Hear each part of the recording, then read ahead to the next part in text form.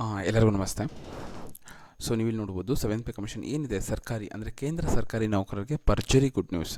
ತುಟ್ಟಿ ಭತ್ಯೆ ಏನಿದೆ, ಒಂದು ಡಿ ಎ ಅಲವೆನ್ಸಸ್ ಏನಿದೆ, ಡಿ ಎನ್ ಎಸ್ ಅಲವೆನ್ಸಸ್ಸು, ಅದು ಈ ದಿನ ಹೆಚ್ಚಾಗಬಹುದು ಅಂತ ಅಂದಾಜು ಮಾಡಿದ್ದಾರೆ. ಸೊ 7th ಪೇ ಕಮಿಷನ್ ಸರ್ಕಾರಿ ನೌಕರರಿಗೆ ಭರ್ಜರಿ ಗುಡ್ ನ್ಯೂಸ್ ಬರೋ ಚಾನ್ಸ್ ಇದೆ. ಕೇಂದ್ರ ಸರ್ಕಾರಿ ನೌಕರರು ಈ ತಿಂಗಳ ಅಂತ್ಯದ ವೇಳೆ ಅಂದರೆ ಸೆಪ್ಟೆಂಬರ್ ಅಂತ್ಯದ ವೇಳೆ ಡಿ ಎ ಹೆಚ್ಚಿಸಬಹುದು. ಮೂಲಗಳ ಪ್ರಕಾರ ಏನು ಹೇಳಿದ್ದಾರೆ, ಕೇಂದ್ರ ಸರ್ಕಾರವು ಸೆಪ್ಟೆಂಬರ್ 2024 ಮೂರನೇ ವಾರದಲ್ಲಿ 3-4% ಡಿ ಎ ಹೆಚ್ಚಳ ಮಾಡಬಹುದು ಅಂತ ಘೋಷಿಸಬಹುದು ಅಂತ ಒಂದು ನಿರೀಕ್ಷಣೆ ಇಟ್ಕೊಂಡಿದ್ದಾರೆ.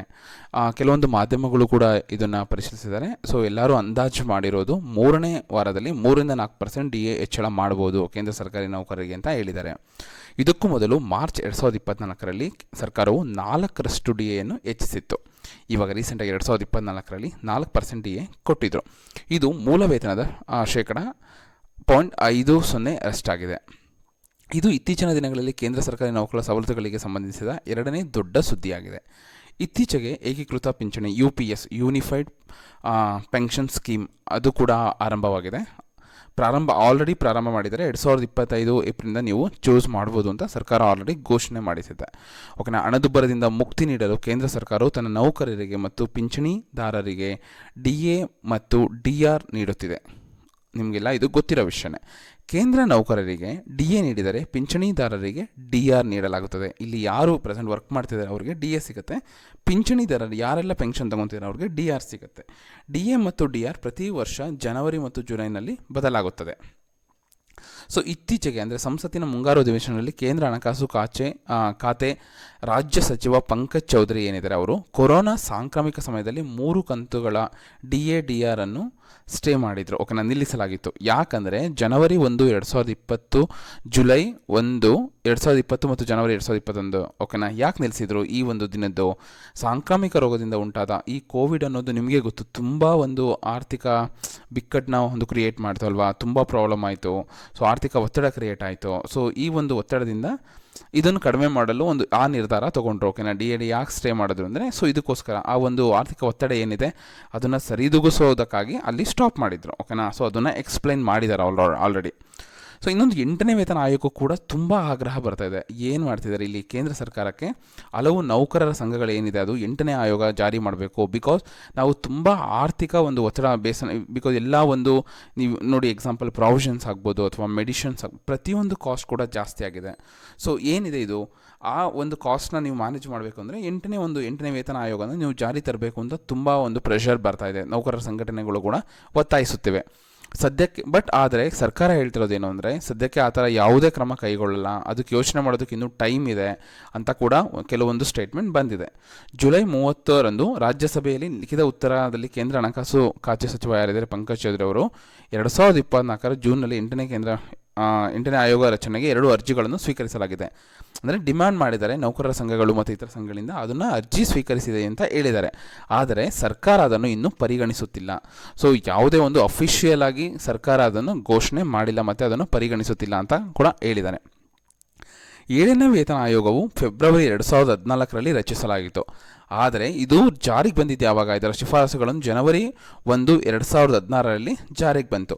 ಸೊ ಈ ಒಂದು ಏನಿದೆ ಆಯೋಗ ರಚನೆ ಆಗಿದ್ದು 2014, ಬಟ್ ಅದು ಜಾರಿಗೆ ಬಂದಿದ್ದು 2016 ಜನವರಿ 1. ಓಕೆನಾ.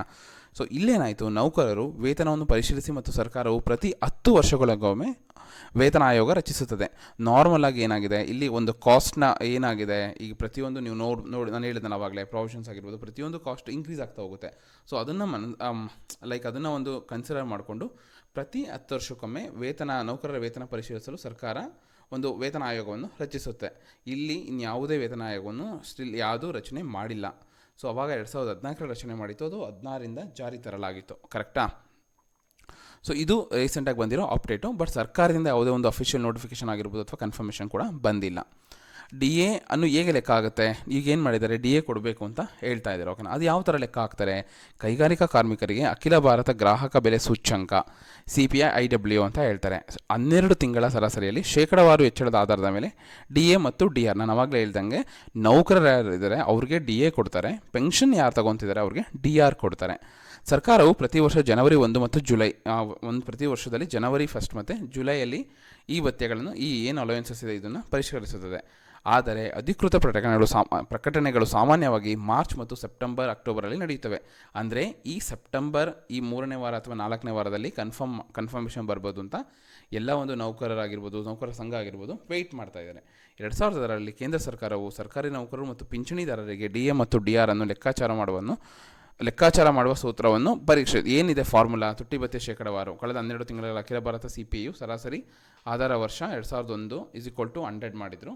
ಸೊ ಮೈನಸ್ 115 × 76 ಓಕೆನಾ, ಡಿವೈಡೆಡ್ ಬೈ 115 × 100.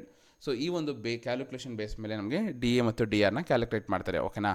ಸೊ ಇಲ್ಲಿ ಏನಾಗಿದೆ, 8ನೇ ವೇತನ ಆಯೋಗಕ್ಕೆ ಶಿಫಾರಸು ಮಾಡ್ತಾ ಇದ್ದಾರೆ ಅನೇಕ ನೌಕರರ ಸಂಘಟನೆಗಳು. ಸೊ ಸರ್ಕಾರದಿಂದ ಯಾವುದೇ ಒಂದು ಕನ್ಫರ್ಮೇಷನ್ ಬಂದಿಲ್ಲ, ಯಾಕಂದರೆ 10 ವರ್ಷಗಳಿಗೊಮ್ಮೆ ಈ ಆಯೋಗ ರಚನೆ ಮಾಡಬೇಕು ಅಂತ ಇದೆ. ರಚನೆ ಮಾಡಿದ್ದು ಯಾವಾಗ 2016ರಲ್ಲಿ.